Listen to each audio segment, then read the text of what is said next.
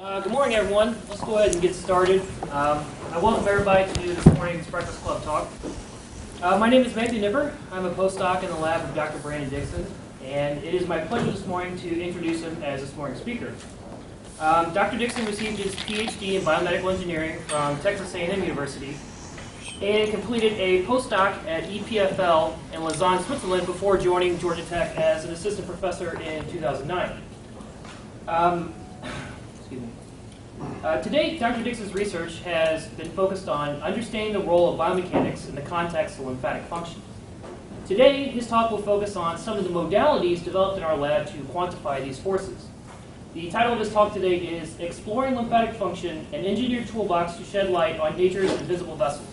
And without further ado, Dr. Dixon.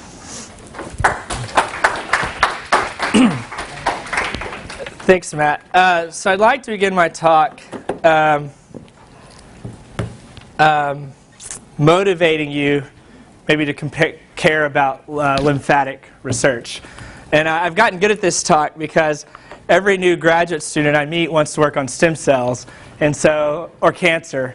And so I feel like maybe my first role is to convince them that there are other really interesting entire textbook of medical physiology. So that kind of begs the question, why is this the case? Is this that lymphatics aren't very important? They play minimal roles in physiology, or is there something else? I'm going to argue that I think the reason we don't know a lot about lymphatics is not because of their lack of importance, but just because it's a very difficult system to study.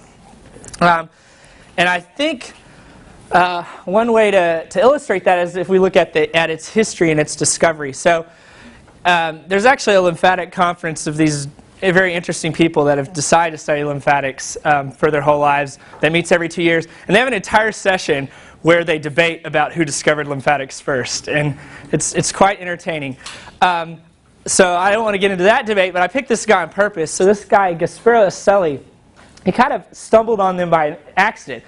And he basically had taken he had a dog that had just eaten, and he was cutting it open because he wanted to look and he was going to show someone some nerves of the intestine. He opened it up, and then lo and behold, there were all these white vessels. It's really interesting. You can actually read the paper where he published this, and when they published Science back then, it was like they were writing to their friend, and he said, "I exclaimed Eureka!" and it's quite fascinating. But so he pokes them, and all this white fluid gushes out. And he's like, I have no idea what this is, but apparently there are these other vessels, and they seem to be. He was actually the first one to discover at least one of these vessels' functions, and that's to transport lipid from the intestine. But I guess the challenge of studying lymphatics is you have to have a contrast agent, because most of you have probably stared, if you've done in vivo work, you've stared right in the face of a lymphatic vasculature bed and not known it because they're clear. You can't see them as opposed to your blood vessels, which automatically jump out at you. And unless you're in the intestine right after a meal, you're not going to have that contrast, or unless you intentionally inject a contrast agent. Today we have the benefit of antibodies, and actually even lymphatic-specific antibodies. And that's only been 10 or 15 years that we've been able to take markers and label lymphatics. So this illustration on the right is just showing, you essentially have lymphatic vasculature supporting most of your tissue spaces. This is just a representation of all the main, larger collecting ducts. But within each of these tissue beds, you have thousands of lymphatic capillaries. This is an example of a whole mount section from a trachea, and stained in green are all of your lymphatic vessels, and in blue are your blood capillaries. And then actually red, there are immune cells that are basically trying to get right into lymphatic vessels. So you have tons of vessels, and if you can add an antibody or something, they'll light right up. Here's another. I like this picture on the right. Again, if you were to look at this without a label, you would never notice that vessel on the right going alongside the blood vessel. But that is a collecting lymphatic capillary. Often they run parallel to your blood vessels. And then here is a stain image of one of these vessels showing both the valves and this bulb section. So because they are not connected to the heart, they have to provide their own mechanism of transport. They're getting fluid from the interstitium, which has roughly slightly negative fluid pressure, back into the venous circulation. So they have to go up a pressure gradient. So to do so, the vessels themselves contract and pump and push fluid up that pressure gradient. And they serve, at least now it's appreciated, there's 4 main functions. So one is to maintain fluid balance. I think that's the one that's the most known. They also preserve protein concentration gradients. So they remove all the protein from the interstitium and put it back in the blood because you need that protein difference to keep fluid in the blood itself. And then third, they provide a network for immune cell trafficking. So most people that think they know a lot about lymphatics know a lot about lymph nodes, which are the basically immune centers that connect one vessel to the other. And the vessels themselves provide networks for these immune cells to get to the nodes. And then lastly, lipid transport, which is really, I would say today, the least understood, although it was the original reason we were able to discover lymphatics. I think another way to rather than giving you a list of functions to illustrate to you the importance of lymphatics is what happens when lymphatics don't work. So lymphedema is the most common form of lymphatic dysfunction, and we divide them into these 3 categories. So primary lymphedema is the rarest. It's genetic. There's various genes that have been identified where you have malformations during development or even later on in life that cause all sorts of problems. It has the most serious consequences, but it's also the rarest form. Most common in the U.S. is secondary lymphedema, usually due to surgery, radiation. Something happens where either the lymphatic vessels are injured or stressed, and they stop functioning. And then the most common worldwide, there's 1 billion people at risk for lymphatic filariasis, meaning they live in a region where they could develop it. There's about 100 million people with the disease. This is caused by a parasitic worm that's mosquito-borne that actually gets into the vessel. And I'll talk a little bit more about that later on. Now, what's interesting is I think the general thought when you talk about lymphedema is people think of, oh, there's a lot of swelling, there's a lot of fluid buildup in that limb because the lymphatics aren't working. And while that's true and while that's what initially causes the disease, there's tons of tissue remodeling that occurs over time.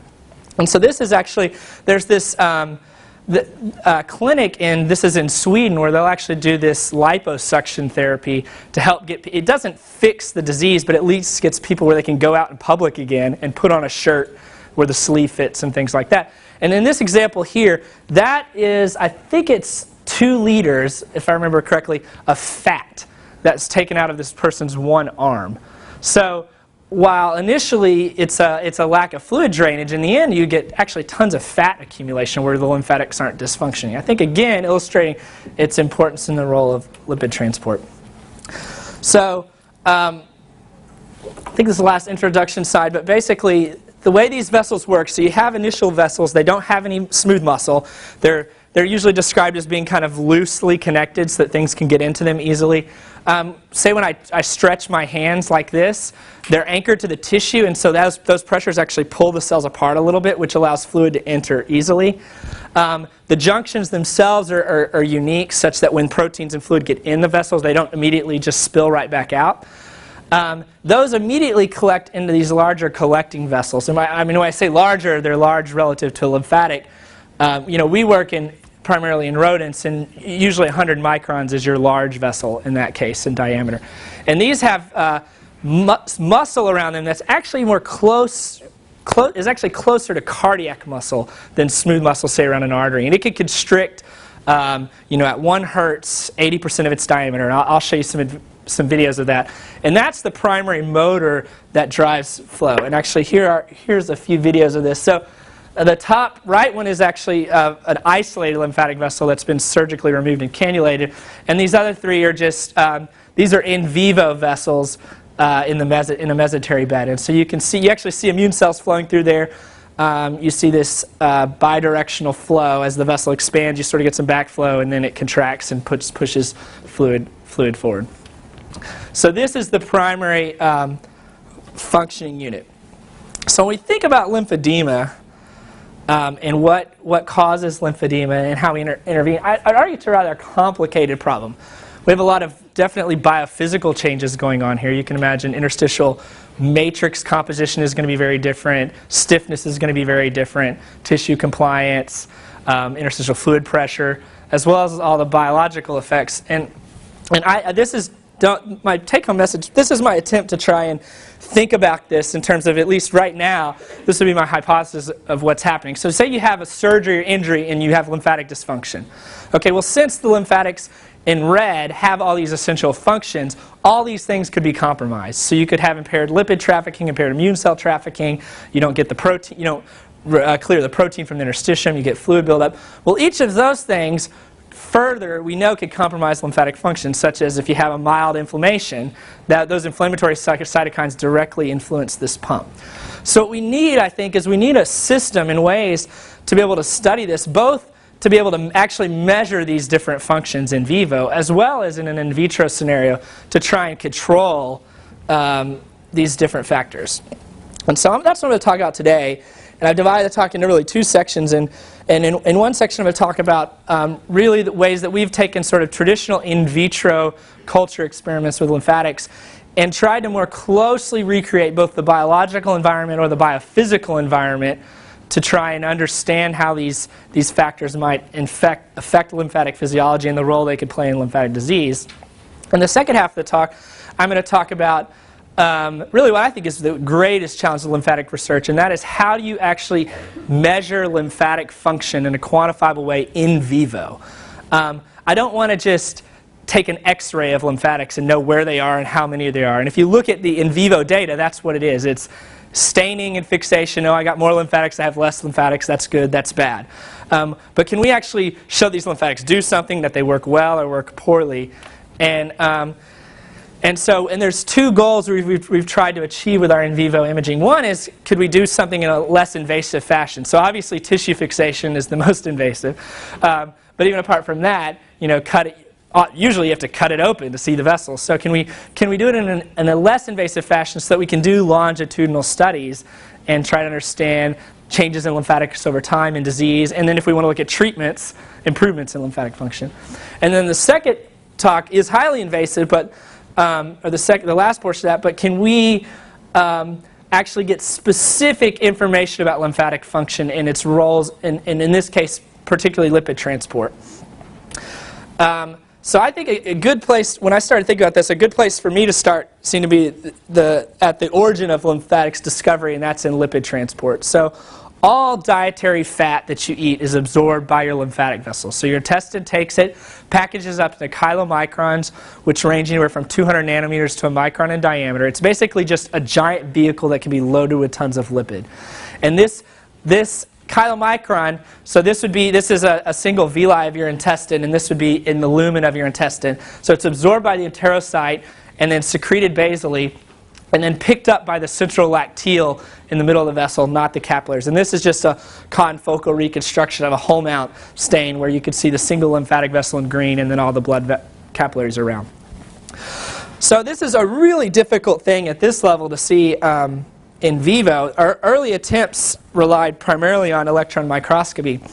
And actually, when TEM first started being used, the gut was a great place to start looking because you have tons of little vesicles and things like that. And so there's lots of papers where they've taken the gut, sectioned it up, and done EM imaging. And there was this sort of debate of how does this fat initially get into the lymphatic vessel? I'd say there are two competing ideas. One was, well, we know in the skin and other places that lymphatics open these junctions wide up, and so maybe that happens in the lacteal and things go through, say, junctionally. And there's a group that had some sections where they showed these sort of junctions opening up and chylomicrons in there. And then there was a competing idea that, well, you also, when you do these sections, you see tons of these vesicles all throughout the endothelial cell itself. And so maybe this lipid is actually going right through the endothelial cell. And as an engineer, just thinking in terms of surface area, this makes sense to me because if we think about this vessel and this lacteal, it's made up of 6, 7 cells. The amount of surface area available where there's junctions is really small relative to the surface area of the whole vessel. So if there was a mechanism for lipid right after you eat a meal to go right through, that if that was possible, it seemed to be like a good way to do it. So to set the stage for what we're doing in our lab now, I want to briefly mention this paper that I did. It was really a culmination of my postdoc. But what we did is essentially developed a tissue engineered model where we could study this enterocyte lymphatic interface. And so one of the things that we did is there's this commercially available 16 carbon chain fatty acid, and others had shown this previously, that if you fed it to an animal, it was taken up into the lymphatic vessel from the intestine. And that's just illustrating that there in a mouse in the middle. So our idea was, well, could we use the same fluorescent fat, feed it with a combination of other fats in our in vitro model, and then have a way to trace lipid transport? And so it was a pretty simple idea. We basically just took a transwell system. We took a Keiko-2 cell line and differentiated it into a well-established line of enterocyte, which is the absorptive cell of the intestine. And then we fed that enterocyte fats along with this fluorescent fat, got it to synthesize and secrete now fluorescently labeled chylomicrons and lipoproteins, which we could then have cross lymphatic endothelial cells. And for our lymphatic endothelial cells, we use pretty much what everyone else in the literature uses, and it has a primary endothelial cell, and it's isolated usually from the dermis, and it's a podoplanin is the marker that you use to select it out. So, and you can only use it for 7-8 passages. So this is the cell line that we utilized, and what we found was we saw a vesicular uptake of lipid, we saw secretion across the intestine, and then we could, so we could do various things like have this 2-cell system, or we could just use the enterocyte model to generate particles for us and then take them on and put them on the lymphatic and block things, which is what I'm going to describe in a little bit. And in doing this, we showed that this model, we got specific transport. So once we incorporated the 2-cell model, or the enterocyte really, we would get transport of fat, but not other things that shouldn't get transported, which is one of the main goals of the gut, is to keep everything else from getting across. And in this figure on the right, when the intestinal cell took that fat and processed it, that processed fat was taken up a lot more efficiently by the lymphatics than when we just added it in a free fatty acid form. Transport was polarized in the physiologically relevant direction. And then lastly, when we did electron microscopy on this system, we found these same morphological features that had been observed in the 1970s. We found that the junctions themselves seemed to be overlapping. There was no signs that junctional integrity was opening or anything like that. And then in control situations where no fat was fed, we don't see the vesicles. Just comparing this in vitro system to this early 70s, I was actually quite surprised at the morphological similarity that we could achieve in vitro compared to in vivo. So we thought we had a good system that we could then actually now start targeting things and knocking out. Could we figure out, is this... So we've shown, again, transcytosis occurs, but we haven't shown is it important, or what role does it play? So that picks up on the work of a postdoc in my lab, Elena Reed, and Sydney, who is a petite undergrad scholar. And so what they started to look at first was ATP dependency. And so what they did is utilized small concentrations of sodium azide, which people have used to inhibit and deplete intracellular ATP. And the first thing they did is they took they started by just looking at free fatty acids, so BODP mixed with albumin, binding it at a 1-to-1 molar ratio, and then measuring the effective permeability from the basal to the apical direction, which is the physiologically relevant direction of lipid uptake. And what they found is maybe there seemed to be some dependency of ATP for lipid uptake, maybe a trend, but it was not significant. One of the things we always do is we also always add dextran. The general dogma, and it's a small molecular weight dextran, is that dextran transport is predominantly paracellular and just tells you basically the junctional leakage that occurs. It isn't thought that there's like receptors for dextran that would shuttle things across. But then what she did is she did a time course study and looked at various time points. And what we found there, so we did 10 to 60 minutes, is that earlier time points, depleting ATP would completely shut off lipid transport. And actually shut it off, so that's the top left graph, and the top right, shut it off a lot more than dextran. Now even inhibiting ATP early on had some effects on dextran permeability. But lipid, free fatty acid transport would be completely depleted. And so then the next experiment they did was, these approaches are really just telling you total transport. It could go between cells, it could go through cells. So the next experiment they did is essentially, first you load the cells with lipid, then you rinse everything away so that all that's left is whatever lipid has been taken up in the cell itself, and then you capture the release of what was left. And so we've called this transcellular transport because it's only lipid that's gone through the cell that you're measuring. And what they found was, so this top left graph was at an hour time point, say that the inhibition of total transport and transcellular transport by depleting ATP was about the same. But if you went at shorter time points, not only did you get more inhibition, which agreed with the previous experiment, but transcellular transport in particular was more sensitive to ATP depletion. And so without ATP, you would have 30% of the transport that you'd have had with it present. Another thing they did that was kind of interesting is they looked at, well, what happens if I inhibit ATP during uptake and release versus just inhibiting it during release? And so does that make sense? So I add the inhibitor during the uptake process, rinse everything, put the inhibitor back on, versus only add the inhibitor after rinsing. And what they found was there was absolutely no difference, suggesting to us that ATP is not needed for the uptake of that lipid, but it's something that happens after that, whether that's the transport across the cell or the subsequent release that requires ATP. So after these experiments, she went on to do what we actually really cared about, which was this chylomicron transport. So she utilized the same cell model that I had used to generate fluorescently labeled lipoproteins. And in this case, we saw immediately significant knockdown of total transport of lipoprotein by ATP. So where fatty acid, maybe there was a trend, but it certainly wasn't as potent as this. These lipoproteins, which are significantly 1,000 times larger than albumin with a fatty acid on it, were drastically inhibited with ATP. And then we looked at transcellular at half the dose of the fatty acid case, she could completely shut down all transport of chylomicrons by inhibiting ATP. So just for this project, the future direction, so one thing we've done, and this has been in collaboration with John McDonald, is we got chylomicrons from lymph of a mouse immediately after eating, and then we added them to cells and and then compared to control conditions, and we did microarray analysis to see what kind of genes are turned on when suddenly you expose these lymphatics to tons of lipids.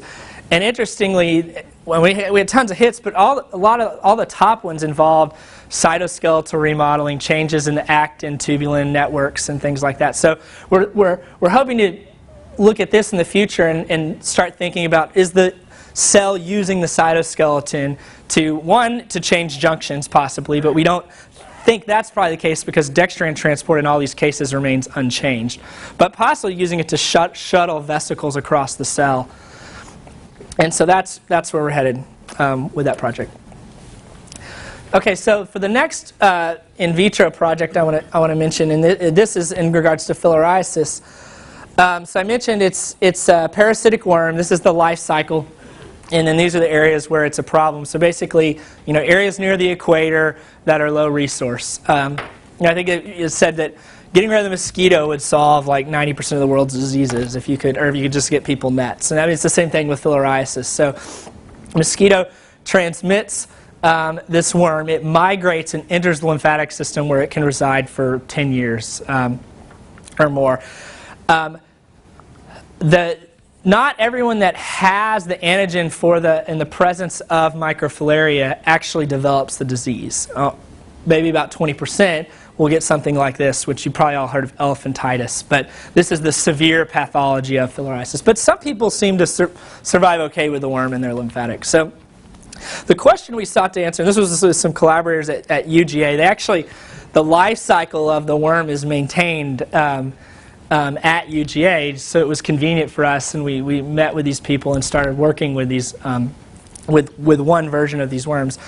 And one of the things we thought we could do first is, could we try and develop a system where we could understand why does this worm go to the lymphatic, and could we back out a cue for that? So This work was started, it was a petite undergrad project again, started by Kevin Parsons in the lab, who's now a PhD student at Hopkins, and then has subsequently been picked up by Matt, my postdoc. And so what he did is he took a 6-well plate, interfaced a mold with PDMS into it, so that he could basically create this sort of, he called it a migration chamber. So you could put different cell types in different arms of this device, put your worm in the center, and then watch where it went. And then we have it on a temperature and CO2 controlled microscope. And then everyone seemed to like the worm project, so we got a couple more people in the lab to help us on this, because it's kind of fun. I guess it's a fun thing to show your mom when you're talking about what you do in the lab. So these two guys did a lot of programming. Timothy's a PhD student and Henry's an undergrad. And what they did is wrote a script where it takes our microscope, and overnight, because we want to capture the worm at rather high magnification so we can look at its motility, but overnight it actually follows the worm around and moves the stage all around, and we follow 6 worms at once. So it sits there and cycles through these overnight, and so then we can get, I don't know if you can see on the bottom left, but we can basically get these trajectories of where the worm's been through the course of the experiment. And then also we have high-resolution videos that are captured at various time points that we can observe the worm. And so at first we thought, well, let's put lymphatic endothelial cells, let's put human dermal fibroblasts, and then we'll leave one empty, because those are sort of your 3 main cell types that the worm would sort of interface with. At least that was our thought in the initial entry. And it turns out, and we repeated this over and over again, that the worms really like the dermal fibroblast. We don't know why currently, but they migrate to the fibroblast and stay there. The other thing we did is we took levamisole, which is a dewormer. It's used in it's not used in humans anymore. It used to be, but it's used in animals all the time. And we know it paralyzes the worms. And we used really low concentrations of it, and actually shows we could get decreases in migration. Interestingly, they still go to the fibroblasts, so we haven't blocked their ability to directionally navigate to where they want to be, but their total motility is about half of what it used to be. And then the other thing I told you that we can do is we've got all this data is just using these coordinate maps of the worm over the course of 12 hours. But we also have all these high-resolution movies, and so we just thought, well, what is the worm doing during these time points, and is there something interesting we could get? I mean, right now the answer is no, but we have the capability. So we looked at, it didn't matter where the worms were, they wiggled around just as much. So it wasn't like when they got to a place they didn't want to be, they wiggled a lot more. I don't know what that means, but we can measure it. And then, as we would expect, when we add this levamisole, they wiggle less. This is a proposal we've put into the Gates Foundation. The Gates Foundation has been putting a lot of money into lymphatic filariasis, so we'll see if we're able to continue this. But the idea of having a platform of the lacteal or of the lymphatic where you can actually look at efficacy of anti-helminthics and things like that in vitro. And so it's something we're interested in continuing. Okay, and then the last in vitro thing I want to talk about is this idea of recapitulating the biomechanical environment of the lymphatic. And so we know the vessel, just like blood vessels, encounters these various forces, the 2 primary ones being either shear stress from fluid flow or hoop stress from pressure or the action of the smooth muscle itself. And others have elegantly shown that if you take an isolated vessel out, it's very force sensitive. So in this top one, basically what we're trying to see here is there's this idea that the vessel is deciding whether it needs to be a pump or a conduit. So if there's no shear stress present, no flow present, the vessel contracts rapidly to get flow moving. But if there is flow present, maybe you have downstream source of flow through inflammation or action of skeletal muscle or whatever, contraction would actually increase resistance to flow. It would not help if you already have a flow source present. The vessel appears to know that, dilates. This occurs through nitric oxide in a similar fashion that occurs in the vasculature. The vessel is also sensitive to stress, stretch, and that there's an ideal operating pressure in which the vessel contracts. So what we wanted to do was develop a way that we could take these lymphatic mechanical waveforms and apply them in vitro. And this was work recently published by a PhD student in my lab. It was a very clever idea. So you know, when we started looking around this, I mean, you can search, you know, biomechanics, flow, VEST cells, and you'll find 100 different devices that people have made. 90%, I haven't quantified this, but I guess it would be 90% of those devices were never used again because the graduate student that made them, they're super complicated, graduated, and the greater biology community just doesn't even know how to, you know, how would we go about building this. So we wanted to try to make something that we hope we could easily hand to our biologist collaborators who can use a peristaltic pump and say, hey, you should start looking at some of these questions in this signaling pathway you're investigating. So this is the device. It's basically we took a lot of, it's I can't remember the name of it, Ismatec pump, which a lot of people use. But you take this, so you put in any waveform you want within some reasonable frequency range into the computer. You hook this up to your computer. The computer programs all the data into here. Then you take it out, you put it in your incubator, and you hook your RS-232 cable up to the pump. And the pump generates that waveform. Basically what it's doing is it's continually changing the pump's mind as to what flow rate it wants to generate. And in doing so, you can get these weird, he did a triangle wave, sine wave. In the bottom, this is real in vivo shear data that we've collected, I'll show in a minute. And he actually showed that he could recreate that exact shear waveform with this device. And so utilize this device, and we can put, you know, we can now hook it up to flow chambers for this example in culture cells in the presence of these waveforms and stain, etc. So I think for those of you that are looking at, you know, for instance, like cell adhesion, it could be really an interesting way that you can manipulate different kinds of waveforms transiently in real time, quite cheaply. The pumps are expensive. This thing cost about like $100, I think, to make total. And the other thing he did is to show that this microcontroller platform is pretty flexible, and he used the same platform to actually drive a stretch device as well, and to manipulate the frequency of stretching, and we can culture cells under stretch. So this was actually kind of a side project for Jeff. His main PhD work, which he's going to be proposing at the end of this month for those that are interested, is to develop a way that we could actually take a vessel and culture it under all these different mechanical waveforms. So one thing that's interesting, I guess, about lymphatics is that the mechanical waveforms are quite random. So it can range anywhere from 0.01 hertz to 1 hertz, vary in amplitude. It's totally different if I'm standing up versus if I'm sitting down. So we wanted the ability to really probe all these kind of mechanical inputs that the vessel experiences.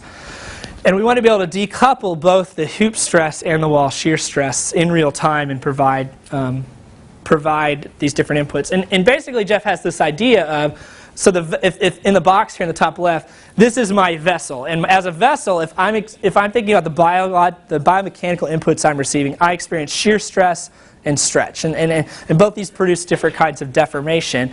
And as a result of that, I decide to do something with my diameter. Experimentally, we know that occurs, but can we really understand and develop sort of a control theory that would describe this? So can we probe all these ranges of biomechanical responses, frequencies, amplitudes of these two inputs, observe the outputs, and develop a model that would describe this, and then begin to start thinking about how do these vessels work in conjunction with each other, etc. So he's developed this system, developed a model for it, and then also developed a control algorithm where what we can actually do now is we can simultaneously vary any desired flow rate and desired pressure on the vessel. So, I mean, the first one is holding a pressure constant and varying flow rate versus the vice versa. And the last is, well, what if I want to vary both of them? I mean, again, there's frequency limitations with this based upon the sampling rate of the system. And then the whole thing is developed electronics to drive this whole thing. So we actually have, so your vessel, we have pressure transducers in your flow loops, so we're reading pressure in real time. We have position data from these syringe pumps that are driven by motors. And so using that, we can know what's going on with the vessel. And that data is interpreted and fed back into the motors to determine what to do next at about 200 sample cycles a second. And so he's developed this and beginning to test it now, and we're pretty excited about this. All right, so for the last few minutes, I'm going to talk about our imaging work in vivo. And when we think about imaging and what things we would like to do differently, because there have been techniques to image lymphatics. Usually they involve either directly injecting a tracer into the vessel or staining. More often than not, they tell you something about the anatomy, the architecture, maybe how many vessels you have. So we would like to, one, get more functional information out of these if possible. And I gave some examples here.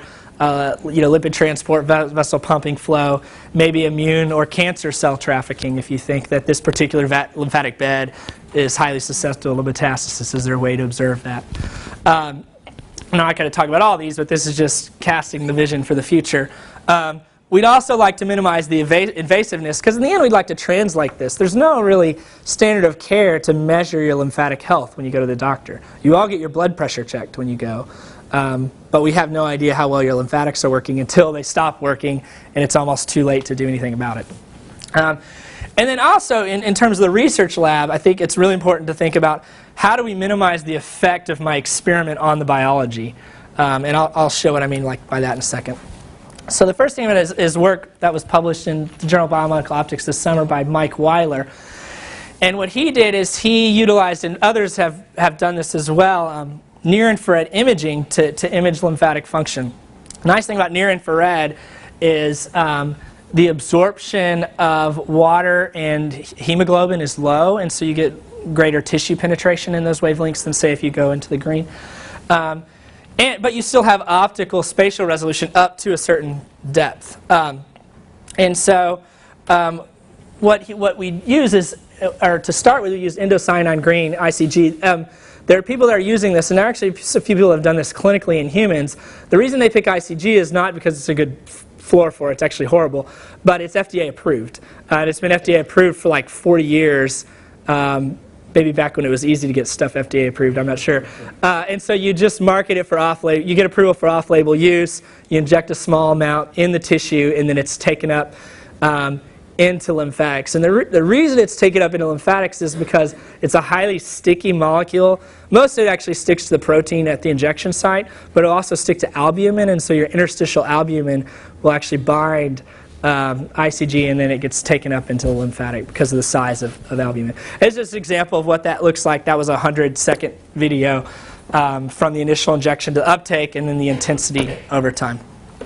So what Mike did is we wanted to really characterize this technique and try to get an understanding of what will it actually tell us. So he looked at a couple different things. The first thing he did is he actually optimized the delivery method. It turns out if you pre-bind the ICG to albumin before injection, now this might be difficult to do in humans, but we're working in animals, so we don't have to worry about GMP and stuff like that. But when you do that, you actually get a spectrum, and people have known this before, you get a spectral shift in ICG. So we designed our optics for this use of ICG as opposed to using 785, which is what other people use. And what we found is when we do this, we get much higher signal-to-noise ratio in the vessel, so we have much greater sensitivity on the bottom right. So he optimized the dosing of delivery. I mean, we wanted to get as strong a signal as possible, really use as little bit of the probe as possible. Because this is an artificial situation, right? You're injecting a fluorescent probe and then hoping that probe tells you something about the biology.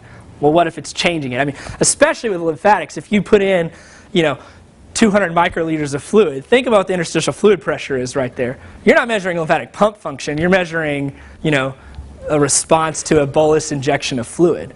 So we've been able to get away with as little as 10 microliters of fluid now and 1 microgram of protein. So we can minimize the injection and hopefully really be able to see, have something that's indicative of actual lymphatic function.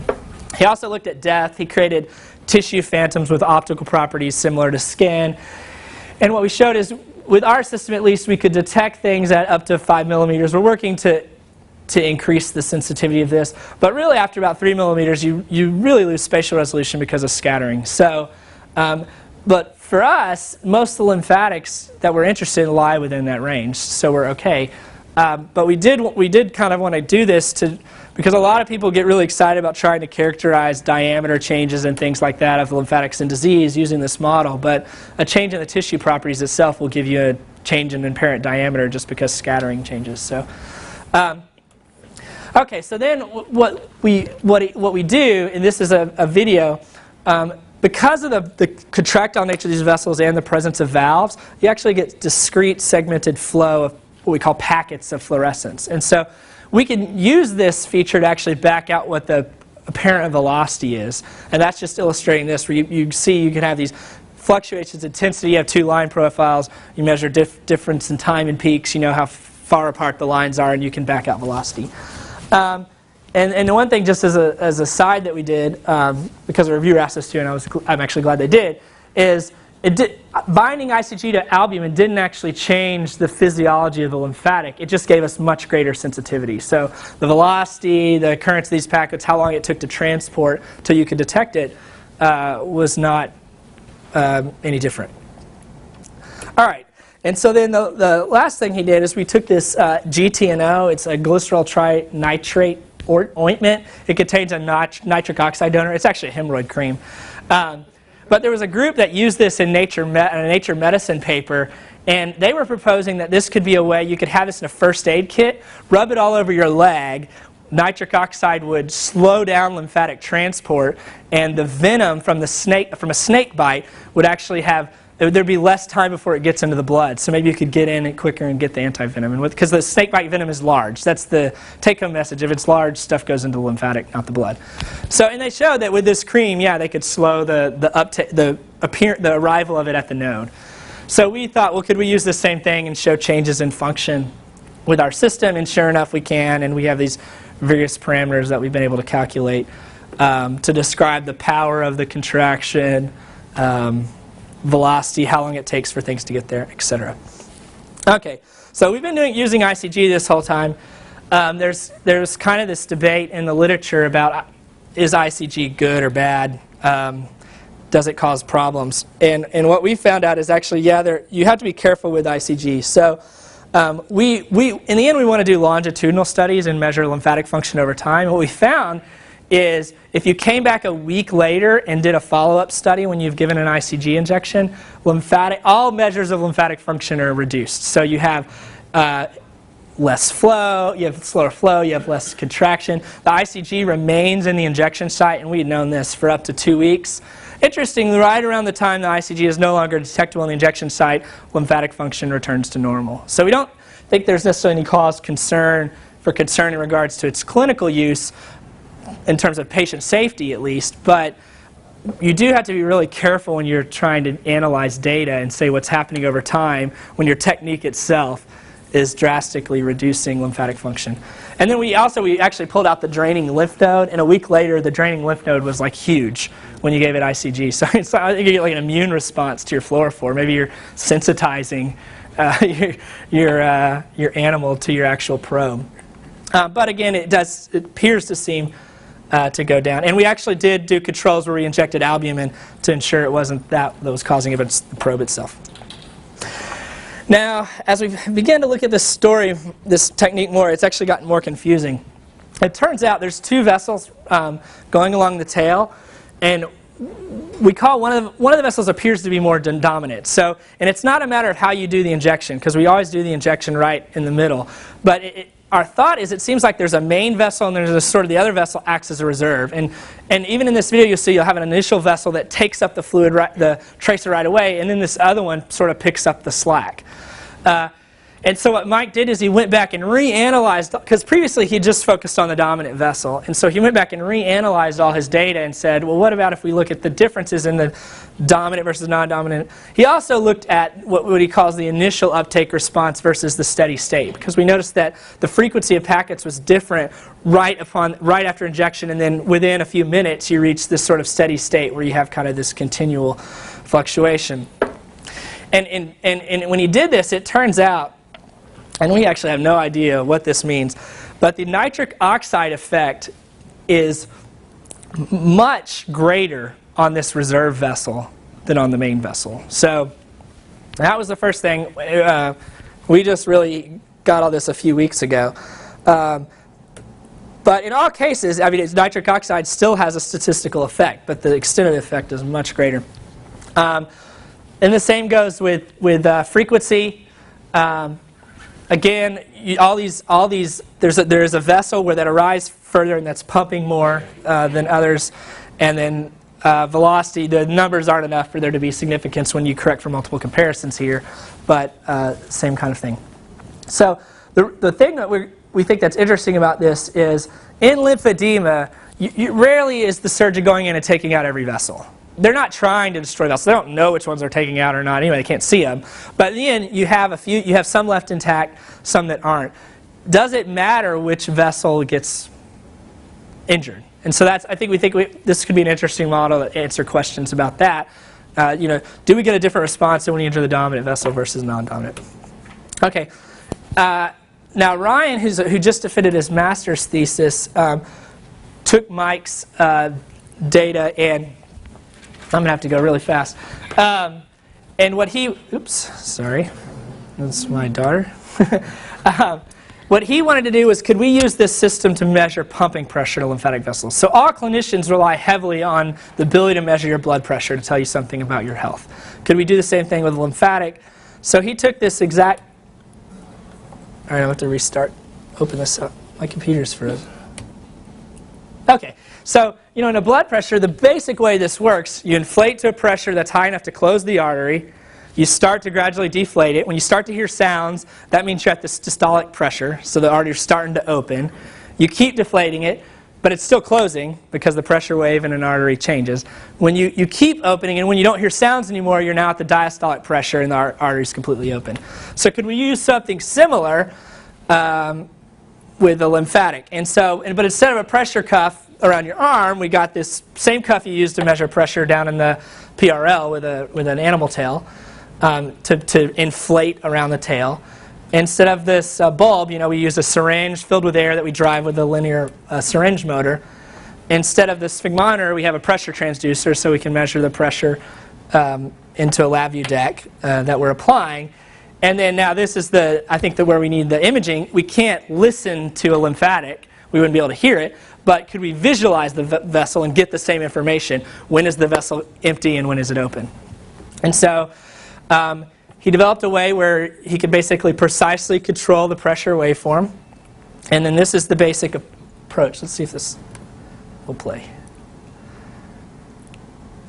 Okay, so you inject ICG, the vessel fills up. Now the cuff is inflating, and then we inflate to a fixed pressure to basically block off flow, and then we gradually deflate the cuff over time and observe the recovery of fluorescence.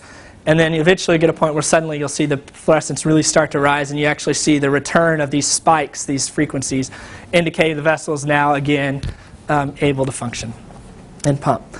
And so we wanted to back out a metric from this. Basically, we just decided, well, we're going to characterize the point at which the intensity is returned to half its value, and we'll call that the pumping pressure. This is just a convention we wanted to use to, whether that's the best place to draw it, we're not really sure at this point in terms of an absolute pressure measure, but then we can know what was the pressure at that point. And we've done this, and this is just two example curves what this looks like. Blue is a normal functioning lymphatic, and then yellow is when we add this cream. And what we found here is, as you'd expect, you have a shift to the right in this curve. So again, you don't have the spikes because the vessel's not contracting nearly as much. Also, the pressure which it can overcome is a much lower than in the healthy case. And so we can actually, we think we've shown that with nitric oxide, you get a reduction in the pumping pressure that can be generated by the vessel. Oh, sorry, that's the pressure curve, so you can know where. And then we've done this, and we've measured this pumping pressure, and we also measured the pressure at which packet restoration occurs. And it's shown in both cases there's about a twofold drop in this. Okay, last person. Couldn't leave anyone out the first time I talked. So this is Timothy, who's a graduate student in my lab, and you might have seen him. He gave one of the postdoc grad student talks. But he's got a very invasive technique, but it's a very informative technique. And what he wanted to do was, using this fluorescent lipid, could we use a mesentery model and actually use this lipid to quantify lipid transport in a lymphatic? And so to do this, and while at the same time monitoring contraction flow and things like that, and the biological question we're interested in is, what is the response to the lymphatic functionally in a lipid load? So he developed an optical system. It's just a series of filters that essentially allow us to grab high-speed, bright field video using the far red wavelengths while also grabbing fluorescence in the green. Now this was really cool because we've been using this probe for a long time. We knew it was taken up, but we didn't really know how biological it was. So this was with Patrick So at Cincinnati. We collected lymph of rats that had been fed the lipid, and we measured the total triglyceride in the lymph and the fluorescence of the lymph, and they traced each other remarkably well. I did this getting ready to answer a viewer's concern if I had to, and then I got the data and I was quite excited as to, how, taking a synthesized artificial lipid analog, and that it really actually pretty closely tracks triglyceride content. And so what we can do is we can now use the fluorescence in the vessel to give us an indicator of changes in lipid concentration over time as we feed. It's really sensitive. We can detect down to 24 nanograms per mil of the probe. One of the challenges with working in the gut is previously most people that use the mesentery model fast the animal so the gut doesn't move. That sort of creates a problem for us since that's the very question we're seeking to answer. So he developed a lot of image processing scripts to help us basically get rid of this motion or minimize the motion as much as possible so that in the middle of lipid load we can still keep this vessel in. We're imaging a few hundred frames a second, so we have so much data that we can always find windows where we can track things like flow, contraction, etc. And so this is the outline of the experiment, and then this is sort of the kind of data we can get. This is the last data slide. So in the green, you hear this is about an hour time point. You have the change in the fluorescent, the lipid level in the vessel over this hour period. At every one of these time points, we can, because this is an hour, now I'm suddenly zooming in and saying this is a 30-second window in that time point, we can get measurements of the wall contraction and the velocity of the fluid. We track lymphocytes to do that. So that we can measure, shear stress as a function of lipid load, contraction flow, how much of this velocity is due to the pumping itself versus some secondary mechanism, etc. So with that, I would like to start my acknowledgements. First, I'd like to acknowledge my family. That's my beautiful wife and my 3 kids. I had to acknowledge Johnny Football for showing us how you beat Alabama, which we did not get to see last night at all. And my lab, I have a great lab team, get to work with a lot of enthusiastic young people, and then collaborators and sources of funding. With that, I'll take any questions.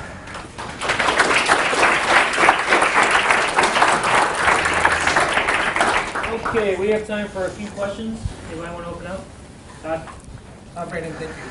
For the transcytosis experiments that you showed at the beginning, I can't remember what the pressure differential that the lipid is being shuttled across. Does the transport depend on pressure?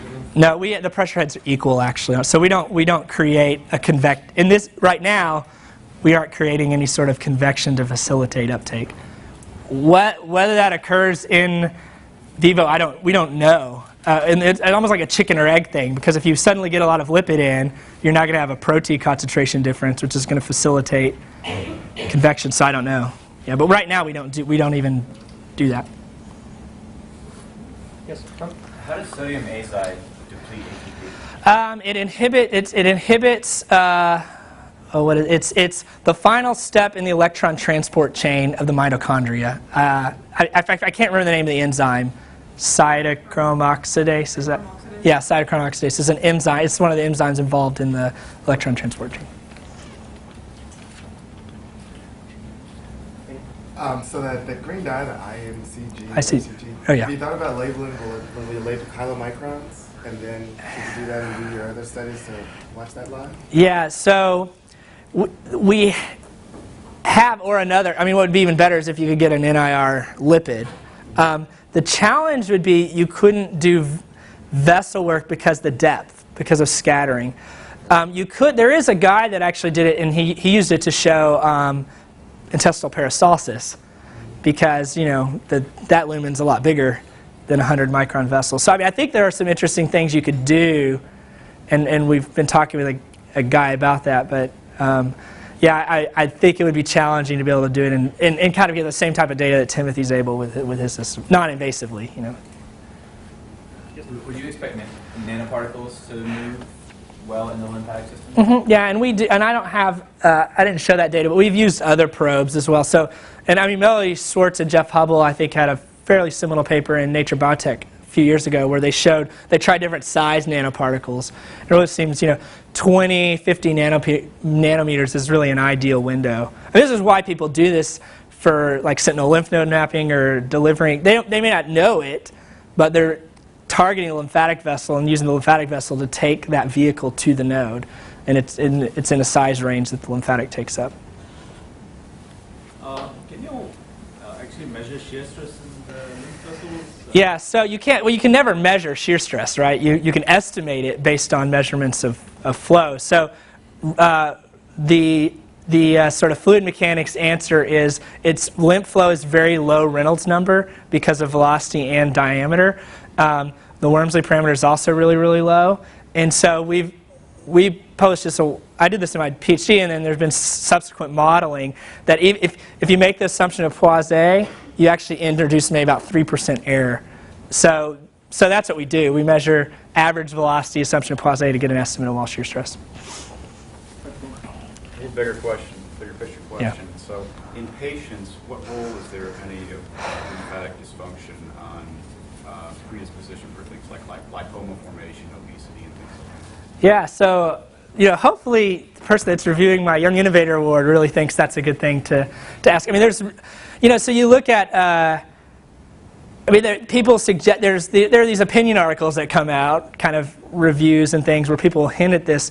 There's not a lot of super conclusive evidence. There was a Nature Genetics paper in a mouse model where they showed that basically the lymphatics were slightly leaky in this model, and all the mice developed adult onset obesity. So I think there's this thought of if your lymphatics are leaky or don't transport that lipid well. Of course, any animal without lymphatic drainage from the intestine actually dies of postnatal starvation because most of your early nutrition is lipid. But yeah, we don't really know that yet. But I think it's a super interesting thing because in obesity, right, you have low-grade chronic inflammation. We know that affects pump function. We know the matrix itself affects lymphatic function. So yeah, I think it's a really. There's one other paper in a diabetic mouse rat model where they showed impaired contractility when like 6 months later in this. So I mean.